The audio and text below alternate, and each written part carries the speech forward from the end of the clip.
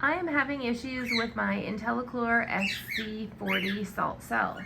The flow switch is red and the salt level sometimes flashes red and green, indicating it's high, sometimes green. I can usually get the salt level to reset by unplugging the cell and re-plugging it in, but lately not the flow light. The salt level is fine. I've reset the cell a few times. I just changed the flow switch and it's still red. I have a Master Temp 400 just before the cell, and the thermal regulator corroded out and I'm waiting on a new one. I actually found the spring and the thermal regulator up against the fins of the salt cell as it washed through. I'm curious as if having the thermal regulator out somehow is causing the flow to be low to the cell. On a side note, I just cleaned the filter and the flow otherwise looks fine. I can tell because I have a shear descent that will stop if there isn't enough pressure coming through.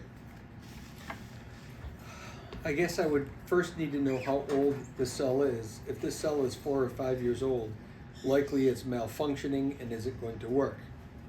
Another thing to mention with your heater having issues, is there a check valve? There should be a check valve between the heater and the salt cell to prevent, anytime the system shuts off, to prevent chlorine that's been produced in the cell from leaching back into the heater. I'm going to guess that you have a multi-pronged problem going on.